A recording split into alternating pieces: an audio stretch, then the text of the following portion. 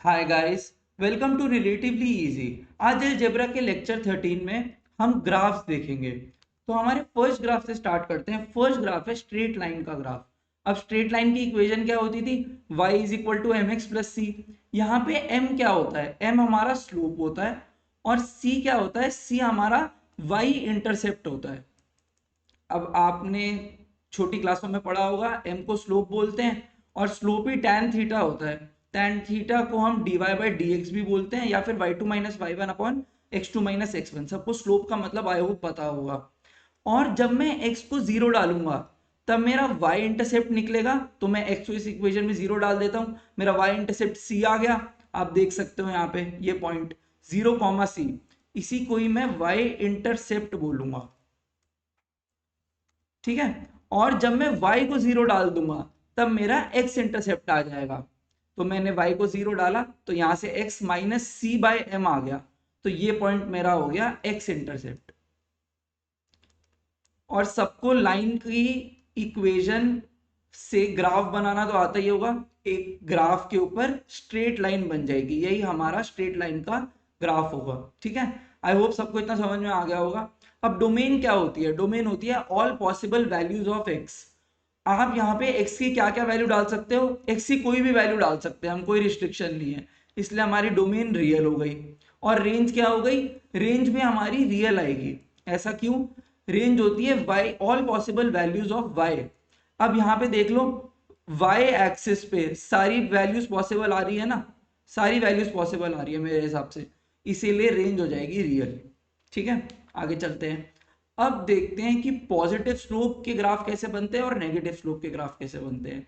जब भी आपका थीटा 0 से 90 के बीच में होता है, tan थीटा हमारा पॉजिटिव आता है और tan थीटा ही क्या होता है? स्लोप होता है। tan थीटा ही हमें स्लोप देता है। इसलिए हमारी लाइन सारी ऐसी बनती है, क्योंकि थीटा कैसा है? ये होता है थीटा एक्स एक्सिस से जब हम काउंटर क्लॉकवाइज जाते हैं तब हमें थीटा मिलता है। ये कन्वेंशन है थीटा नापने का। ठीक है, थीटा मेजर करने का। तो जितनी भी ऐसी लाइंस होंगी उन सबका स्लोप क्या होगा? पॉजिटिव होगा। और सबको समझ में आ रहा है ना, बी का स्लोप ज्यादा रहा होगा ए से, क्योंकि उसका थीटा ज्यादा है। ठीक है, और tan एक इंक्रीजिंग फंक्शन होता है, तो tan theta B is will be greater than tan theta A, therefore slope of B is greater than slope of A. ठीक है। और जब भी हमारा थीटा 90 से 180 के बीच में होगा तब वो नेगेटिव स्लोप की लाइन होगी। आप देख सकते हो यहाँ पे ये थीटा क्या है? ये थीटा 90 से बड़ा है लेकिन 180 से छोटा है, तो इसकी स्लोप कैसी हो जाएगी? इसकी स्लोप नेगेटिव हो जाएगी। ये नेगेटिव स्लोप वाली लाइन है। ठीक है। और ज्यादा नेगेटिव किसकी स्लोप है? ज्यादा नेगेटिव डी की स्लोप है, इसलिए इसका मैग्नीट्यूड ज्यादा बड़ा होगा और मोर नेगेटिव होगी। अगर आप ऐसे लिखोगे एम डी, ये लेस आ जाएगा एम सी से, क्योंकि M D is more negative, तभी इसका मैग्नीट्यूड ज्यादा होगा लेकिन ये मोर नेगेटिव होगी।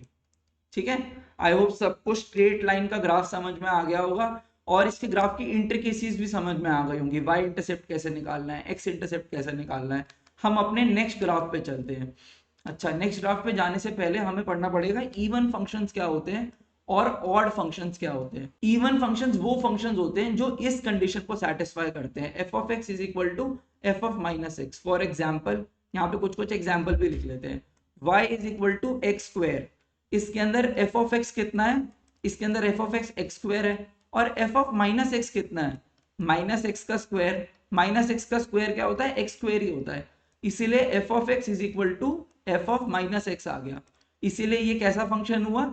ये एक इवन फंक्शन हुआ। लेकिन हम ऑड फंक्शन को देख लेते हैं एक बार। ऑड फंक्शन में क्या कंडीशन सेटिस्फाई होनी चाहिए? F of X is equal to minus of F of minus X. यहाँ पे एग्जाम्पल लेते हैं, y is equal to X cube का एग्जाम्पल लेते हैं। यहाँ पे एफ ऑफ एक्स कितना हुआ? एक्स क्यूब हुआ। एफ ऑफ माइनस एक्स कितना हुआ? माइनस एक्स का क्यूब। अब माइनस एक्स का क्यूब है तो ये माइनस एक्स क्यूब आएगा ना, इसीलिए F of X is equal to minus of F of minus X. क्योंकि ये कंडीशन सेटिस्फाई हो रही है इसलिए ये ऑड फंक्शन हुआ। अभी हम बहुत सारे ऑड और इवन फंक्शंस देखने वाले हैं। यहां मैंने बस डेफिनेशन लिखी है इनकी कि ये डिफाइन कैसे होते हैं। इवन फंक्शंस की डेफिनेशन क्या है और ऑड फंक्शंस की डेफिनेशन क्या है। अब एक बात और याद रखनी है, इवन फंक्शंस के अंदर y एक्सिस सिमेट्री होती है और ऑड फंक्शंस के अंदर ओरिजिन सिमेट्री होती है। जिसको भी ये बात समझ नहीं आई, अभी थोड़ी देर में ये बात क्लियर हो जाएगी, ये सिमेट्री का क्या गेम है। अब हम आगे चलते हैं, मॉड्यूलस फंक्शन का ग्राफ देख लेते हैं। y is equal to mod X. अब मॉड एक्स को हम पीस वाइज फंक्शन में ऐसे ब्रेक कर सकते हैं, सबको पता होगा। जिसने भी मेरी मॉड की वीडियो नहीं देखी वो आई बटन में जाके मेरी मॉडुलस वाली वीडियो देख सकता है, उसको ये बात क्लियर हो जाएगी। तो जब भी x 0 है या 0 से बड़ा है तब मेरा y इज इक्वल टू क्या आ रहा है, y is equal to x आ रहा है, तो मैंने स्ट्रेट लाइन बना दी। और जब भी मेरा x 0 से छोटा है तब मेरा y is equal to minus X आ रहा है, तब मैंने माइनस स्लोप वाली लाइन बना दी। इसलिए मैंने आपको लाइन का ग्राफ पहले ही पढ़ा दिया था। यहाँ पे mx प्लस c में m क्या है, माइनस है ना, इसलिए मैंने नेगेटिव स्लोप वाली लाइन बना दी यहाँ पे, और यहाँ पे पॉजिटिव स्लोप वाली लाइन बना दी। ठीक है ना।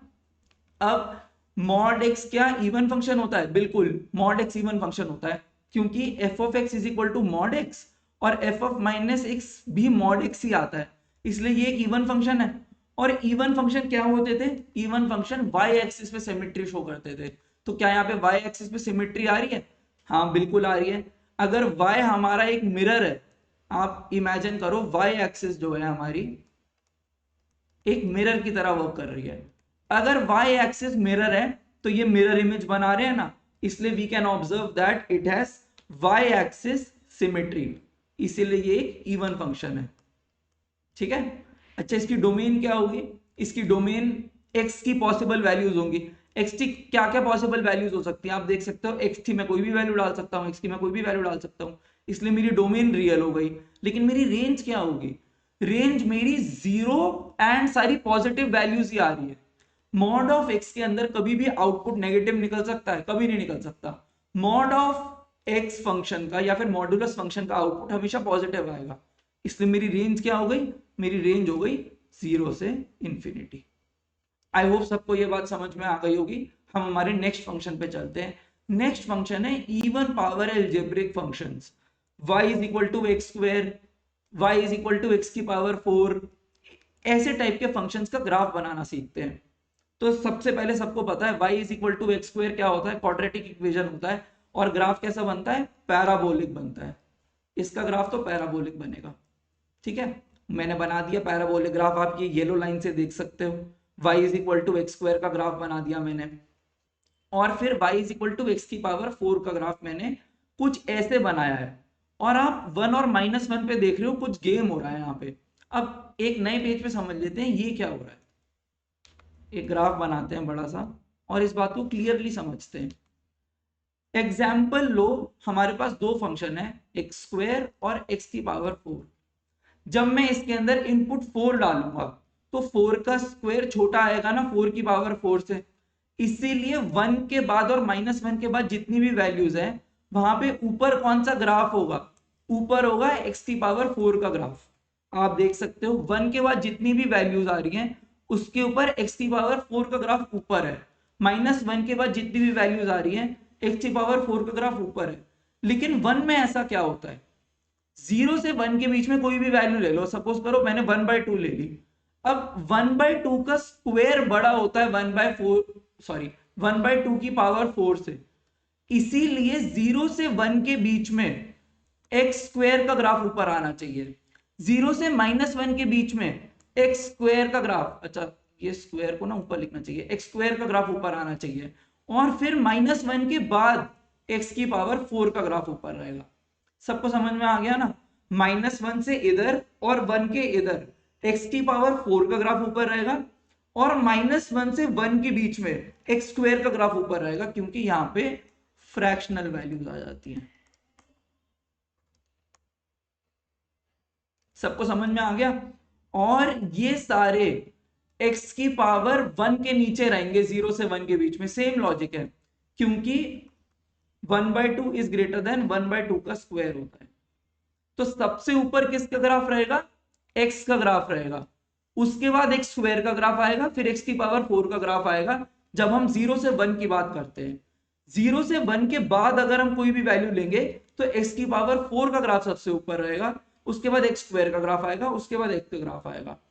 जिसको भी ये बातें समझ में आ गई उसको बाकी का लेक्चर बहुत इजी लगने वाला है, कि हमारे -1 और 1 दो इन्फ्लेक्शन पॉइंट है जहां पे हमें केयरफुली चेक करना होता है।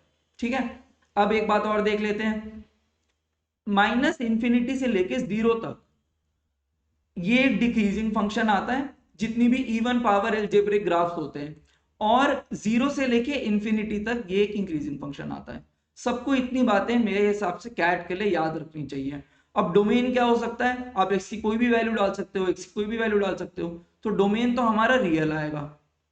लेकिन रेंज क्या आ सकती है, रेंज हमारी फिर से 0 टू इंफिनिटी आएगी, क्योंकि कोई भी नेगेटिव आंसर नहीं हो सकता, नेगेटिव आउटपुट नहीं आ सकता, क्योंकि पावर्स इवन है। अगर आप नेगेटिव नंबर भी इनपुट में डालोगे तो आउटपुट हमेशा पॉजिटिव आएगा। ठीक है, आई होप सबको इवन पावर अलजेब्रिक ग्राफ समझ में आ गए होंगे। हम हमारे नेक्स्ट ग्राफ पे चलते हैं। नेक्स्ट ग्राफ है ऑड पावर अलजेब्रिक ग्राफ्स। इसके अंदर भी आप सेम चीज ऑब्जर्व करोगे। सबसे ऊपर, अच्छा पहले एग्जांपल ले लेते हैं कैसे कैसे ग्राफ बनाने वाले हैं हम। y is equal to X का cube, y is equal to X की पावर 5। यहां पे भी 1 और -1 हमारे दो इन्फ्लिक्शन पॉइंट्स हैं। ठीक है, अब सबसे पहले हम y is equal to X का एक ग्राफ बना लेते हैं। ये ग्राफ बन गया। 0 से 1 के बीच में y is equal to X सबसे ऊपर आएगा, क्योंकि ये ना फ्रैक्शनल वैल्यूज होती हैं। फ्रॉम -1 टू 1 जो भी फ्रैक्शनल वैल्यूज होती है ना, वहां हमें थोड़ा सा ध्यान देना होता है। फ्रैक्शनल वैल्यूज 0 से 1 के बीच में सबसे ऊपर y is equal to X का ग्राफ रहेगा, उसके बाद एक्स क्यूब का, उसके बाद एक्स की पावर 5 का। लेकिन 1 के बाद जैसे आप इनपुट्स में 100 डालोगे, 200 डालोगे, 2 डालोगे, 3 डालोगे, तो उसकी पावर 5 ग्रेटर हो जाती है उसकी पावर क्यूब के। ठीक है, इसमें भी एक बार एग्जांपल ले लेते हैं हम लोग, एक एग्जांपल तो लेना बनता है।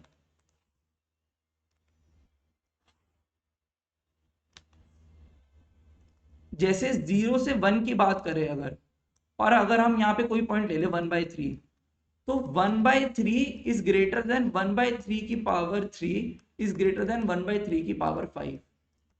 बट अगर हम यहाँ पे कोई पॉइंट ले लेते हैं, सपोज करो 3 ले लिया, 3 की पावर 5 इज ग्रेटर देन 3 का क्यूब इज ग्रेटर देन 3। सबको ये दोनों बातें समझ में आती है ना। जिसको भी इन बातों में डाउट है वो कमेंट सेक्शन में मुझसे पूछ सकता है। मेरे हिसाब से ये बिल्कुल बेसिक बात है। यहाँ पे मेरा पर्पस क्या है ये पढ़ाने का आपको, कि आपको इन ग्राफ्स की शेप समझ में आ जाए। इस ग्राफ की शेप ऐसी होती है।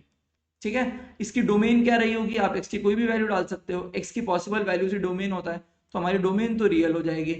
और हमारी रेंज क्या रही होगी, आप देख सकते हो इस ग्राफ से y की कोई भी वैल्यू आ सकती है, कोई भी वैल्यू आ सकती है, इसलिए इस केस में हमारी रेंज भी रियल हो जाएगी।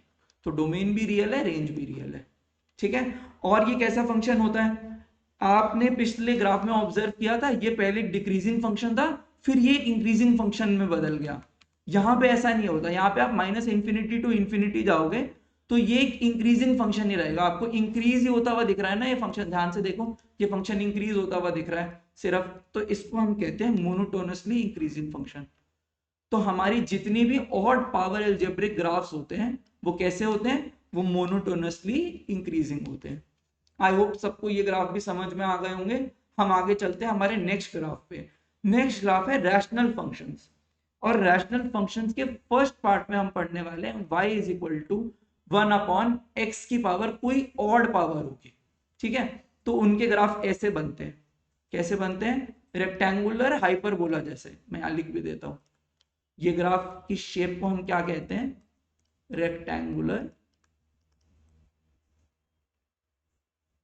हाइपरबोला।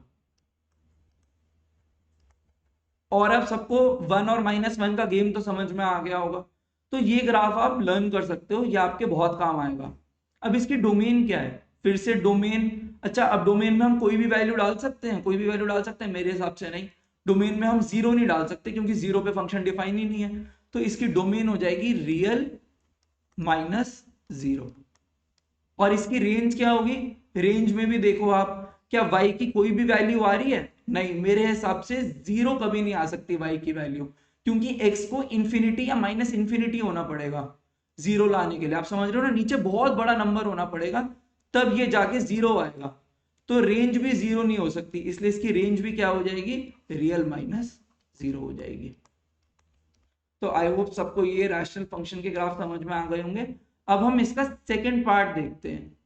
जब y is equal to 1/x और x की पावर कुछ इवन हो, तो सिमिलर सा ग्राफ बनेगा, बस ये जो नीचे की चीज थी इसकी मिरर इमेज ऊपर आ जाएगी। जिसको भी ये ग्राफ याद है वो बस ये बात याद रखिए कि यहाँ जब इवन पावर आ जाती है तो इसकी मिरर इमेज आ जाती है, ऊपर ऊपर चला जाता है ये ग्राफ।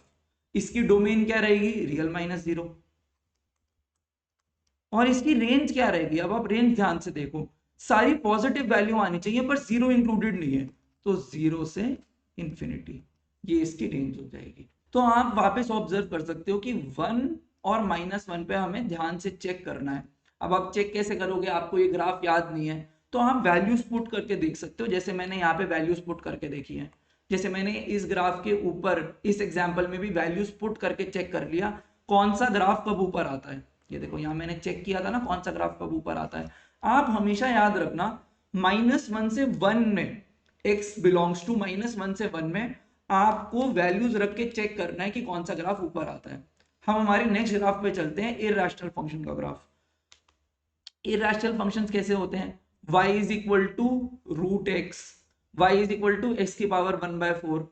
अब जो √x होता है उसका आंसर कभी नेगेटिव नहीं आ सकता। आप मुझसे बोलोगे सर ये तो ऐसा ग्राफ लग रहा है हमें, Y square is equal to X का ग्राफ कैसा बनता है, एक बार रिकॉल कर लेते हैं, Y square is equal to X का ग्राफ कैसा बनता है। उसका ग्राफ ऐसा लगता है देखने में। तो यहां से हम taking root on both side कर दें तो ये प्लस माइनस √x नहीं आएगा, इसीलिए इसका ग्राफ ऐसा होता है। ठीक है, ये Y square is equal to X का ग्राफ बनाया है मैंने, लेकिन y is equal to √x define ही ऐसे होता है कि इसका आंसर कभी नेगेटिव नहीं आ सकता। इसका जो आउटपुट है वो नेवर नेगेटिव होगा। क्योंकि इसका आउटपुट नेगेटिव नहीं आ सकता तो ये हम नेगेटिव वाला ग्राफ कंसीडर नहीं करते। और y is equal to √x का ग्राफ सिर्फ फर्स्ट क्वाड्रेंट में बनता है। ये याद रखना बहुत इंपॉर्टेंट है कि ये ग्राफ डिफाइन कैसे होते हैं, इनकी डेफिनेशन ही ऐसी है। ठीक है, ये मैंने किसका ग्राफ बनाया है, y is equal to √x का, और ये ऊपर किसका ग्राफ बनाया है, y is equal to x² का। सबको इन दोनों ग्राफ में फर्क समझ में आ गया। ये ग्राफ की इंट्रिकेसीज आपको यूट्यूब पे कोई नहीं बताएगा, पर मैं एक बात क्लियर कर देता हूं कि इनकी डेफिनेशन ही ऐसी होती है कि हमेशा आउटपुट पॉजिटिव है, और इनपुट तो पॉजिटिव होना ही चाहिए क्योंकि रूट के अंदर आप चीजें रख रहे हो, तो इनपुट तो पॉजिटिव होगा ही, ये तो ऑब्वियस बात है। और आउटपुट पॉजिटिव क्यों है, इसकी डेफिनेशन की वजह से, ये डिफाइन ऐसे होते हैं। और फिर से 1 एक इन्फ्लिक्शन पॉइंट है, 1 से पहले इसका ग्राफ ऊपर रहेगा और 1 के बाद रूट वाला ग्राफ ऊपर रहेगा। ठीक है, आप वैल्यूज डाल के चेक कर सकते हो। इसकी डोमेन रेंज लिख लेते हैं, डोमेन कैसी है, इसकी डोमेन है 0 से इंफिनिटी और इसकी रेंज भी है 0 से इंफिनिटी। जिसको ये बातें याद है वो ग्राफ में बहुत ही अच्छा परफॉर्म कर सकता है और क्वेश्चंस को अच्छी तरह डील कर सकता है। एल्जेब्रा की फील ही तब आपको पूरी तरह आएगी जब आपको इनके ग्राफ समझ में आते होंगे। ठीक है, हम हमारे नेक्स्ट फंक्शन में चलते हैं। ये इरेशनल फंक्शंस है जब हमारी x की पावर 1/ऑड है। पहले हमारी पावर्स कैसी थी, x की पावर 1/2, x की पावर 1/4। अब हमारी पावर्स कैसी होंगी, x की पावर 1/3, x की पावर 1/5। अब आप ध्यान से देखो, हमने y is equal to X का क्यूब का ग्राफ देख लिया, वो कैसे था, वो ग्राफ को ड्रॉ करें तो वो कुछ ऐसे था। ठीक है, वो ग्राफ कुछ ऐसे था। अब मैं एक लाइन बना देता हूं यहाँ पे y is equal to X की, ये मैंने एक लाइन बना दी y is equal to X की। आप इसका मिरर इमेज लोगे तो एक ग्राफ कुछ ऐसा नहीं बनेगा, बिल्कुल एक ग्राफ कुछ ऐसा बनेगा, और यही ग्राफ की शेप ऐसे दिख रही है, तो ये दोनों एक दूसरे के इनवर्स होते हैं। जब भी y is equal to X की लाइन के अबाउट दो ग्राफ एक दूसरे की मिरर इमेज हो तो वो दोनों क्या होते हैं, ये y is equal to X की पावर 1/3 का ग्राफ है, और ये येलो से जो बनाया है वो y is equal to X की पावर 3 का ग्राफ है। जब इस लाइन के about two graphs are mirror image,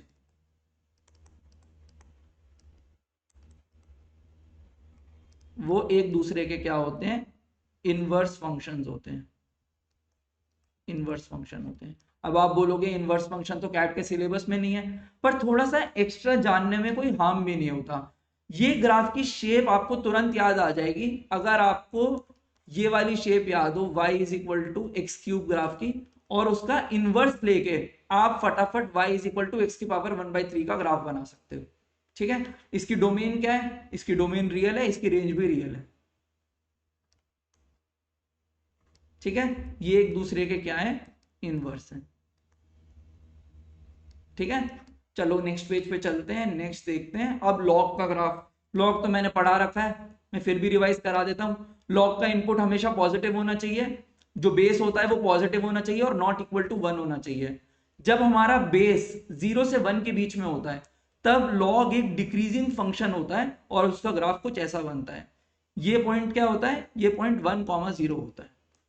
ठीक है, सबको समझ में आता है? जब इसका बेस 1 से बड़ा होता है तो लॉग एक इंक्रीजिंग फंक्शन बनता है और ये पॉइंट क्या होता है? ये पॉइंट 1,0 ही रहता है। मतलब लॉग का इनपुट 1 आए और चाहे कोई भी बेस हो उसका आउटपुट 0 ही रहेगा। ये सब बातें मैं बता चुका हूं, आप आई बटन में जाके लॉग वाली वीडियो देख सकते हैं। ठीक है, इसका डोमेन क्या है? अच्छा, इनका डोमेन क्या है? आप एक्स की क्या क्या वैल्यू डाल सकते हो? 0 नहीं डाल सकते, 0 से बड़ी कोई भी वैल्यू डाल सकते हो। और रेंज क्या है? रेंज तो आप देख सकते हो दोनों ग्राफ में, y की कोई भी वैल्यू आ सकती है, इसलिए रेंज हमारी हो गई रियल। ठीक है, हम हमारे नेक्स्ट फंक्शन पे चलते हैं, एक्सपोनेंशियल फंक्शन। अब आप ध्यान से ऑब्जर्व करोगे तो जो लॉग का ग्राफ बनाया था और जो एक्सपोनेंशियल का ग्राफ है, मैं दोनों ग्राफ यही बना देता हूं। लॉग के दोनों ग्राफ बनाते हैं, आ जाओ यहाँ पे। लॉग का फर्स्ट ग्राफ कुछ ऐसा था और लॉग का सेकेंड ग्राफ कुछ ऐसा था। अब आप एक लाइन बनाओ यहाँ पे y is equal to X की, ये लाइन है y is equal to X की, इसका मिरर इमेज लो। इसका मिरर इमेज लोगे तो आपको कुछ ऐसा ग्राफ मिलेगा।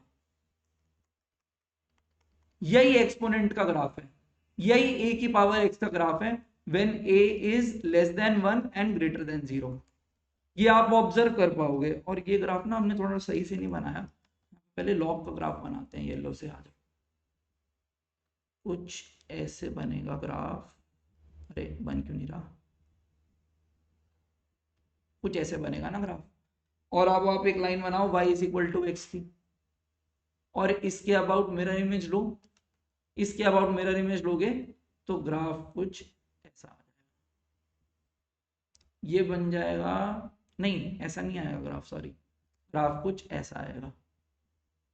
ठीक है, ये बन जाएगा a की पावर x का graph when a is greater then 1। इसका मतलब एक्सपोनेंट और लॉग एक दूसरे के इनवर्स होते हैं। ठीक है, ये हमें समझ में आ गया। Therefore exponential function and log are inverse of each other. ठीक है, यहां पे थोड़ा नीटली नहीं बना, पर आई होप सबको आइडिया समझ में आ गया होगा मैं क्या करना चाहता हूं। मैं y is equal to X line के अबाउट दिखाना चाहता हूं कि ये दोनों ग्राफ एक दूसरे की मिरर इमेज है। ठीक है, एक बार देख लेते हैं एक्सपोनेंशियल फंक्शन का ग्राफ। आओ देखते हैं। जब a हमारा 0 से बड़ा है, 1 से छोटा है, फॉर एग्जाम्पल 1/2 है, तो आप उसकी पावर बढ़ाते रहो। पहले पावर 1 थी, फिर x पावर में है ना, फिर पावर 2 थी, तो आपकी वैल्यू डिक्रीज होती जाएगी ना जैसे जैसे आप पावर बढ़ाओगे। जैसे जैसे मैं पावर बढ़ाऊंगा मेरी आउटपुट, जैसे जैसे मैं पावर इंक्रीज करूंगा, जो मेरा आउटपुट है वो डिक्रीज होता जाएगा। इसीलिए ये ग्राफ एक डिक्रीजिंग फंक्शन है। और ये पॉइंट क्या है? 0,1 है, क्योंकि ये मिरर इमेज है लॉग का, और लॉग का पॉइंट क्या था? 1,0 था, तो ये पॉइंट 0,1 ही होगा ना। ठीक है, इस केस में देखते हैं ये कौन से लॉग का इनवर्स था जिसके अंदर बेस क्या होता था? 1 से बड़ा होता था। ये पॉइंट हमारा 0,1 आ गया, क्योंकि वहां पे 1,0 पे ऐसा ऐसा ग्राफ बनता था। ठीक है ना, और ये एक इंक्रीजिंग फंक्शन है, क्योंकि वो भी एक इंक्रीजिंग फंक्शन था। अगर आपको याद होगा ये एक इंक्रीजिंग फंक्शन था, तो इसका इनवर्स भी एक इंक्रीजिंग फंक्शन आएगा। ऐसा रूल नहीं है कोई, बस याद रखने के लिए। ये एक डिक्रीजिंग फंक्शन था तो इसमें ग्राफ डिक्रीजिंग फंक्शन आएगा। और डोमेन क्या होता है? डोमेन क्या होगी इसकी? डोमेन होगी आप x की कोई भी वैल्यू डाल सकते हो, x की कोई भी वैल्यू डाल सकते हो, इससे डोमेन हो जाएगी रियल, और रेंज क्या होगी, रेंज हो जाएगी 0 से इन्फिनिटी, जहां पे 0 नहीं आ सकता। ठीक है, आई होप सबको ये सारे ग्राफ समझ में आ गए होंगे। ये थोड़ा सा नीट नहीं है, पर आई होप सबको समझ में आ गया होगा मैंने क्या किया है। मैंने y is equal to X line के अबाउट दिखाया है कि ये ग्राफ एक दूसरे की मिरर इमेज है। ठीक है, हम आगे चलते हैं। अब हम देखते हैं क्वाड्रेटिक इक्वेशंस का ग्राफ कैसे बनाते हैं। तो क्वाड्रेटिक इक्वेशन की जनरल फॉर्म क्या होती है, ax² + bx + c is equal to y। अब इसके ग्राफ बनाने के 4 स्टेप हैं। अच्छा, हमें याद रखना होता है, जैसे y is equal to x² भी एक क्वाड्रेटिक इक्वेशन है ना, इसका ग्राफ कैसा था, पैराबोलिक था। तो जितने भी क्वाड्रेटिक इक्वेशन होंगी उसमें हमारा ग्राफ पैराबोला बनेगा। पहली बात हमने ये याद रखनी है, क्वाड्रेटिक इक्वेशन का ग्राफ क्या बनेगा, पैराबोला बनेगा। अब स्टेप्स क्या है, सबसे पहले a का साइन चेक करना है। अगर a पॉजिटिव है तो कुछ ऐसा पैराबोला बनेगा, अगर a नेगेटिव है तो कुछ ऐसा पैराबोला बनेगा। फिर हमें x को 0 रख के y इंटरसेप्ट निकालना है। y इंटरसेप्ट निकालने से हमें क्या पता लगेगा कि वो y एक्सिस को यहां कट कर रहा है या फिर y एक्सिस को नीचे कट कर रहा है, नेगेटिव y पे कट कर रहा है या पॉजिटिव y पे कट कर रहा है। y इंटरसेप्ट निकालने से हमें ये क्लियरिटी मिल जाती है। फिर वर्टेक्स कैसे निकालते हैं हम पैराबोला का, -b/2 है -d/4 है करके वर्टेक्स निकालते हैं, और d क्या होता है, डिस्क्रिमिनेंट होता है b² - 4ac, ये तो सबको पता होगा। फिर हम d चेक करते हैं, d क्यों चेक करते हैं, for total number of roots, कि उसके रूट्स कितने हैं। रूट्स का मतलब वो x एक्सिस को कहां कट करता है, यही मतलब होता है ना रूट्स का, कि वो एक्स एक्सिस को कहां कट करता है। अब हम एग्जाम्पल से समझेंगे, जिसको भी याद नहीं हुआ कोई टेंशन ना ले, हम एग्जाम्पल से देखते हैं। हमें इस क्वाड्रेटिक इक्वेशन का ग्राफ ड्रॉ करना है। फर्स्ट स्टेप था मेरा ए चेक करना, ए कैसा है, मेरा नेगेटिव है, क्योंकि आप देख रहे हो ना ए मेरा -1 है, तो मेरा ग्राफ कुछ ऐसा बनेगा। ये चीज हमें समझ में आ गई। ठीक है, आगे चलते हैं। एक्स को 0 रख के हमें वाई इंटरसेप्ट निकालना है। जब मैंने एक्स को 0 रख दिया तब मेरा y3 आ गया, इसका मतलब मेरा ग्राफ कुछ ऐसा बनेगा। वो पॉजिटिव एक्स को कट, सॉरी पॉजिटिव वाई को कट कर रहा होगा, और ये पॉइंट का नाम क्या होगा, 0,3 होगा। अब मैं निकालूंगा वर्टेक्स। आओ वर्टेक्स निकालते हैं। वर्टेक्स निकालने से पहले डी निकाल लेते हैं। डी क्या होता है, b² - 4ac।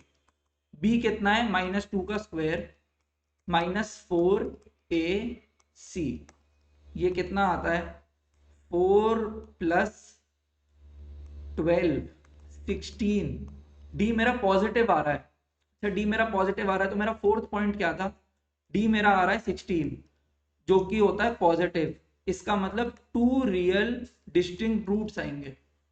ठीक है ना, सबको समझ में आता है, 2 रियल डिस्टिंक्ट रूट्स आएंगे, ये पता लग गया मुझे। मतलब ये 2 बार कट करेगा एक्स एक्सिस को। ये तो हमें ऊपर से वैसे समझ ही आ गया था कि ग्राफ ऐसा बनने वाला है, और 0,3 अगर y इंटरसेप्ट है हमारा, तो ये 2 बार कट तो करना ही था। अब हम निकालते हैं वर्टेक्स, -b/2a -d/4a। ठीक है, -b, तो minus of -2 upon 2 into -1, comma -d/4a -16 upon 4 into -1। यहां से क्या आ रहा है हमारे कोऑर्डिनेट वर्टेक्स के, माइनस से माइनस कट गया, -1, कॉमा ये माइनस से माइनस कट गया 4, -1,4। तो ये जो वर्टेक्स होगा ये पॉइंट होगा -1,4।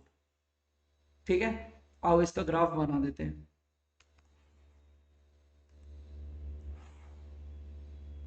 हमारी वर्टेक्स क्या आ रही थी, -1 ऐसे चल रहा है और 4 ऊपर चलना है, -1,4 पे हमारी वर्टेक्स आ रही है। वो पॉइंट क्या आ रहा था हमारा, 0,3 था ना, हाँ 3 इसके नीचे रहा होगा, 0,3 से ये पॉइंट पास होगा, तो हमारा ग्राफ कुछ ऐसा बन जाएगा, ऐसा ऐसा, पैराबोला। ठीक है, ये पैराबोला है। मेरी ड्राइंग थोड़ी गंदी हो रही है यहाँ पे, पर आप समझ जाना ये पैराबोला है। ठीक है, एक ग्राफ और बना के देख लेते हैं। हमें ड्रॉ करना है, तो फर्स्ट चीज क्या थी, ए का साइन चेक करना। ए का साइन क्या है, पॉजिटिव है, तो हमारा ग्राफ कुछ ऐसा बनेगा। ठीक है, सेकंड चीज क्या थी, एक्स को 0 डाल के वाई का इंटरसेप्ट निकालना। वाई का इंटरसेप्ट 9 आ गया, तो हमें इतनी बात समझ में आ गई कि y इंटरसेप्ट कुछ पॉजिटिव रहा होगा 0,9। ठीक है, फिर वर्टेक्स निकालना था, वर्टेक्स निकालने के लिए हमें d निकालना पड़ेगा। और d निकाल लेते हैं, अलग कलर से निकालते हैं d is equal to B square minus 4ac। तो b का स्क्वायर क्या हो गया, 36 माइनस 4 इंटू 1 इंटू 9। अरे d तो हमारा 0 आ गया। फोर्थ पॉइंट क्या था, d चेक करना। d क्योंकि हमारा 0 आ गया, इसलिए हमारे रियल एंड इक्वल रूट्स होंगे। रियल एंड इक्वल रूट्स का मतलब ये एक्स एक्सिस को ओनली वन पॉइंट पे कट करेगा, ओनली वन पॉइंट पे कट करेगा। ठीक है, वर्टेक्स निकाल लेते हैं, minus B by two A comma minus D by 4a। Minus B by two A कैसे निकालेंगे, minus of minus 6 by 2 comma, अच्छा यहाँ तो 0 ही आएगा, तो ये हो गया 3,0। वर्टेक्स आ गई हमारी 3,0। बस इसका ग्राफ बना लेते हैं। अब इसका ग्राफ देखते हैं कैसे बनेगा। सबको समझ में आ गए ना ये चारों पॉइंट। वर्टेक्स कहाँ है हमारी, वर्टेक्स है 3,0, तो 3,0 ये रही वर्टेक्स 3,0। और इंटरसेप्ट क्या है हमारा, इंटरसेप्ट था 0,9। तो सपोज कर लो ये है 0,9 और हमारा ग्राफ कुछ ऐसा बनना था, तो हम ग्राफ बना देते हैं। और ये एक्स एक्सिस को कितनी बार कट कर रहा है, सिर्फ एक बार कट कर रहा है, तो ऐसा कोई पैराबोलिक ग्राफ बनेगा। ये पैराबोला है। ठीक है, आई होप सबको समझ में आ गया होगा। हम आगे चलते हैं, 6 type of quadratic polynomial graph देख लेते हैं। अच्छा, ग्राफ कैसे कैसे हो सकते हैं, या तो ग्राफ ऐसा हो, या फिर ग्राफ ऐसा हो, या तो एक बार कट करे। एक बार कट भी दो तरीके से कर सकता है, ऊपर से नीचे से। यहाँ एक बार ये कट हुआ है, ठीक है, या फिर कभी कट ना करे, कभी कट ना करे, ऊपर ही रहे या फिर नीचे ही रहे। ठीक है, ऐसे हो सकते हैं ना। तो यहाँ पे हम हर केस में ए की, सी की और डी का साइन लिख लेते हैं। क्या आता है, मजा आएगा। आ जाओ।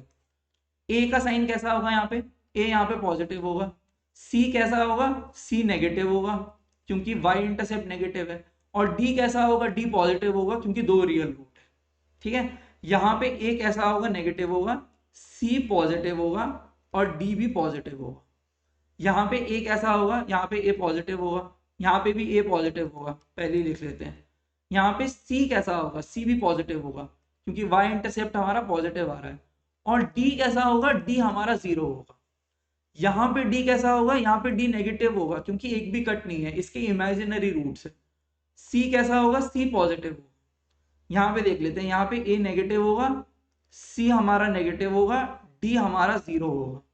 यहाँ पे देख लेते हैं, यहाँ पे डी तो नेगेटिव आएगा क्योंकि इमेजिनरी रूट्स है, सी नेगेटिव आएगा और ए भी नेगेटिव आएगा। यही 6 टाइप हो सकते हैं। मैंने हर टाइप में आपको ए, सी और डी का साइन लिखना भी दिखा दिया कैसे लिखते हैं। तो आई होप आज का लेक्चर सबको अच्छा लगा होगा। नेक्स्ट क्लास में हम कुछ स्पेशल ग्राफ की बात करेंगे। Thank you.